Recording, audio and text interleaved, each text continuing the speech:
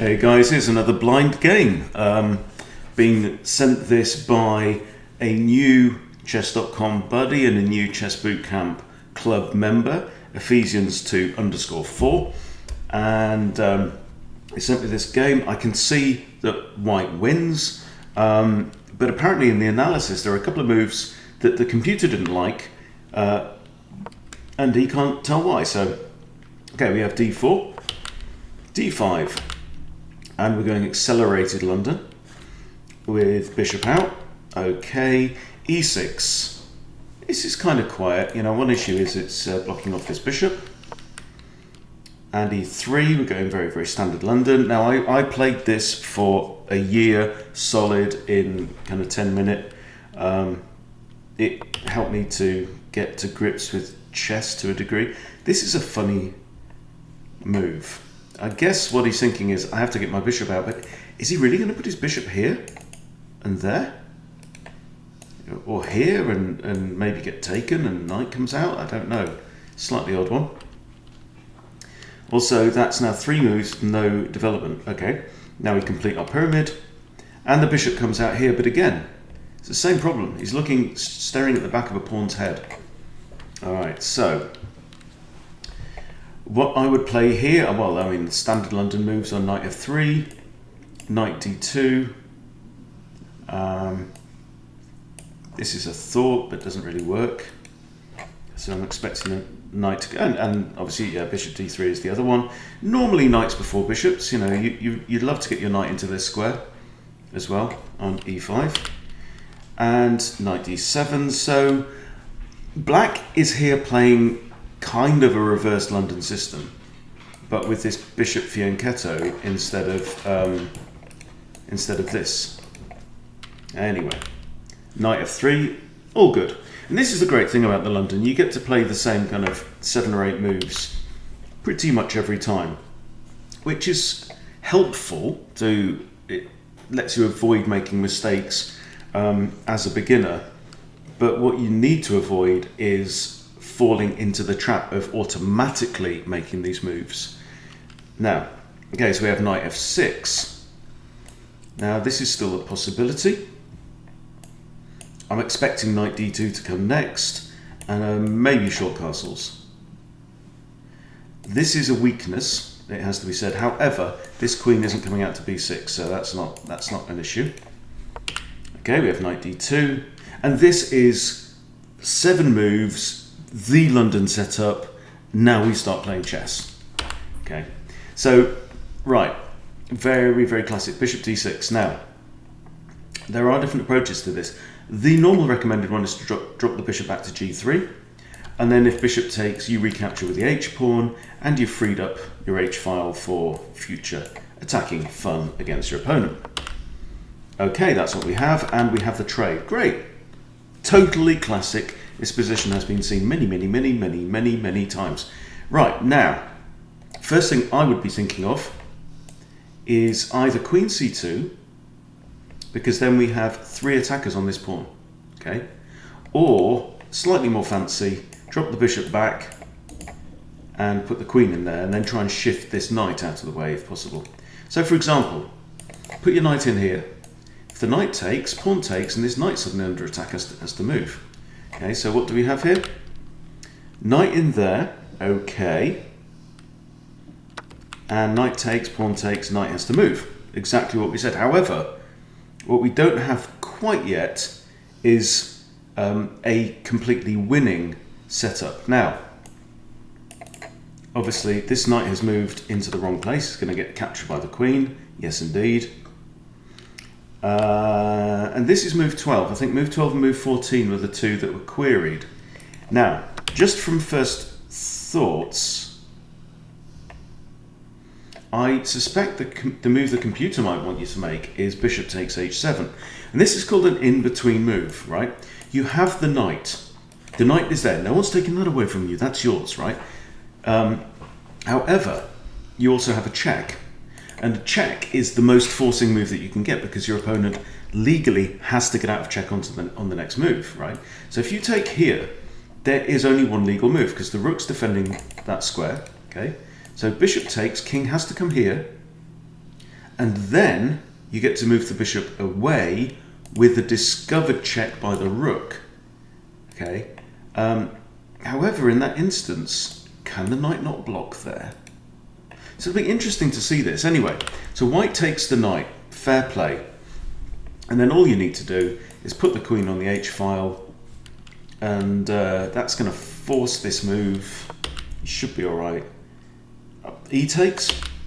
No, okay, great. Okay, so we've gone in for the check. Like it. That's absolutely bang on. There's only one legal move. King has to go here. And now queen in there.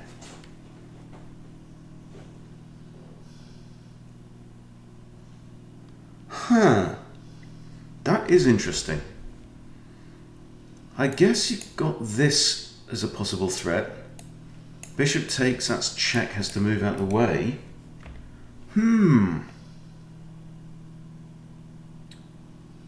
So what do we have now?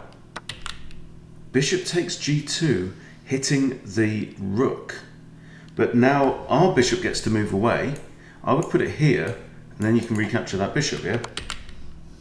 Okay, not perfect, but the king is in check and it's going to be mate on the next move. Brilliant. Okay, what's not to like?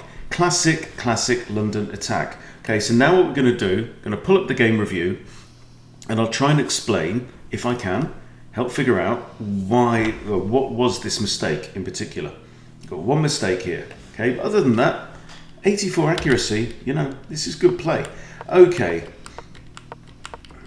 London style, that's excellent, but not necessarily the best. A better move according to the machine, h4. Anyway, so we don't play that, we play this. He fianchettos his bishop, which is kind of okay. Bishop here, yeah. Knight there, let's go on to the interesting moves. Knight here, best move. Another alternative that you might want to look into is the Jabava London, where you don't have this bishop here, sorry, this pawn, so you haven't played c3. Instead you put your knight onto there, because you've got your bishop here in the London. Look, it's looking down at c7. And if your knight goes here, hoppity, hop, and that's a threat, big threat. Okay, this knight here is very defensive knight. You'll see what happens with this knight in the rest of the game, not much. Retreats, that's good, but not apparently the best move. Computer says castles. Curious. So then if takes, we've got a semi-open file, uncastled king, I don't know. Anyway, they're there, all good. Yes, definitely inaccuracy. And the reason is, you don't want to castle your king straight into the path of a semi-open file, right? This rook is pointing at that square. This bishop is pointing at that square. Queen is going to get involved in the fun. Yeah, definitely an inaccuracy. But not losing yet. Okay, knight e5, takes, yeah. And obviously a blunder, because it drops the knight. Okay, now, so what the analysis is saying here is queen takes g4 is missing a forced checkmate. Okay, so thinking the best move is going to be this, but I'm not 100% sure why. Okay, yep, there. And then it says show line here. Okay, so what's going to happen is the king has to go here. So we'll see it. King goes there. And now queen takes the knight. Okay, right, so we see that, okay. So this is what it's telling you. There, okay, so we've won a free pawn, okay, which we won anyway. And then queen takes knight. And now, so now what is the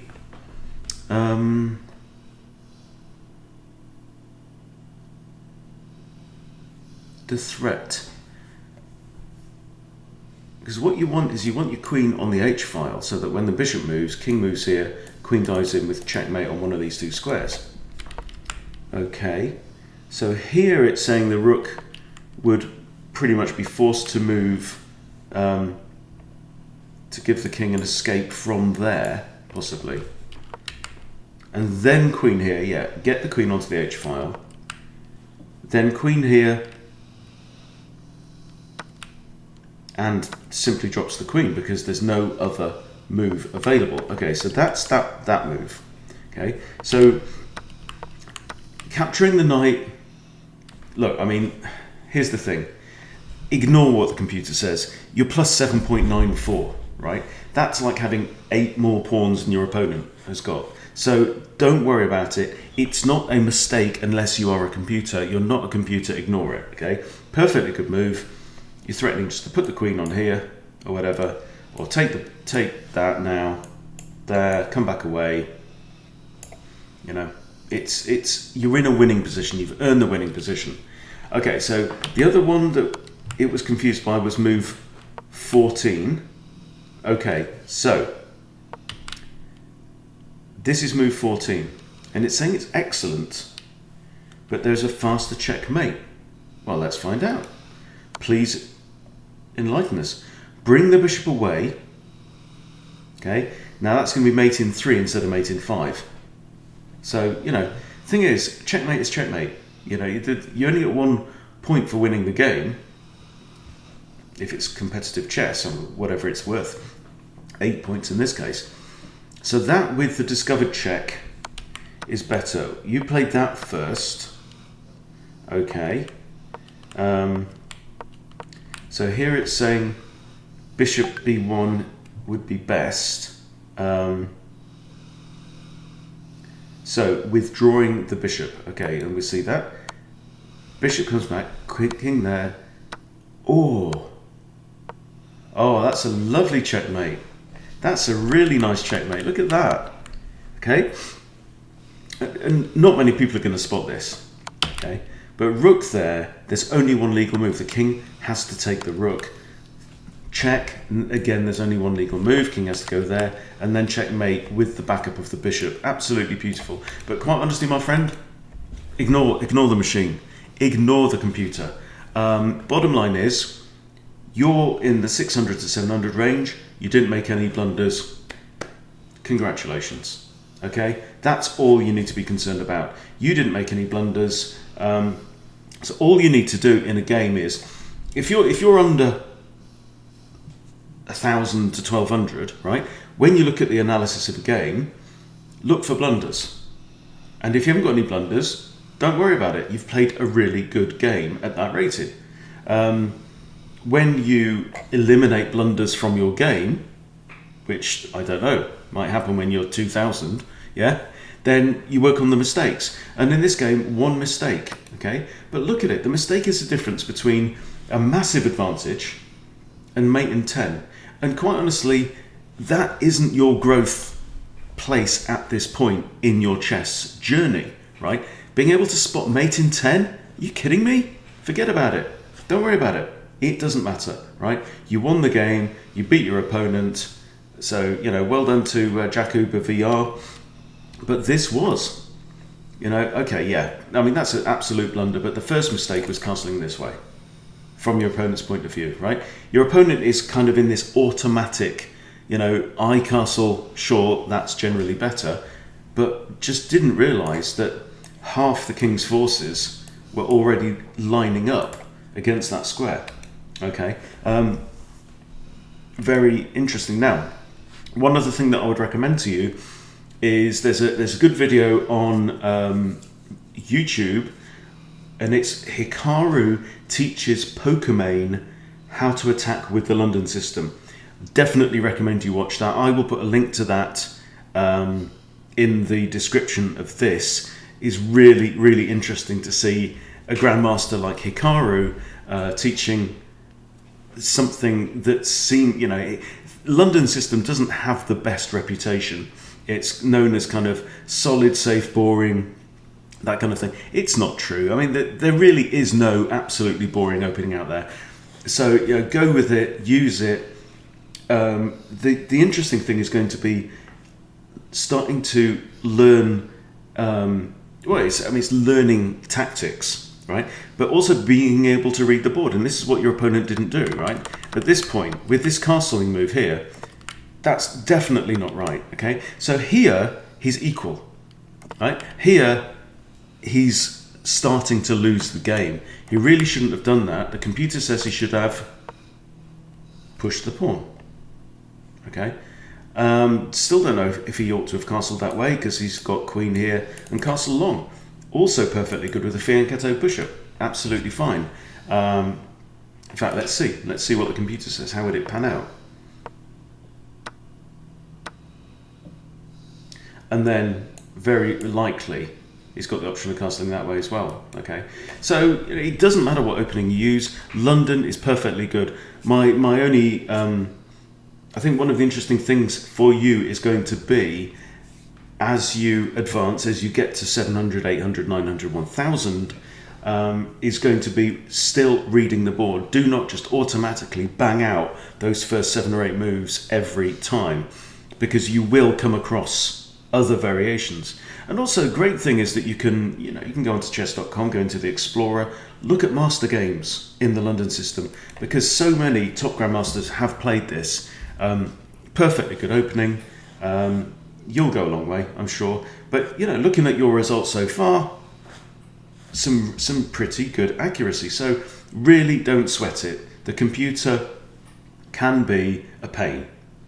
Okay, don't make it your master. It absolutely does not deserve to be that. If you're looking at things like inaccuracies and stuff, you've got to be a master level player to care about inaccuracies. Just don't sweat it. Bottom line, enjoy your chess, yeah, and enjoy winning. And if you're going to win like this, fair play to you. All right, there you go. Little quick bonus one there. Thanks for watching. See you later.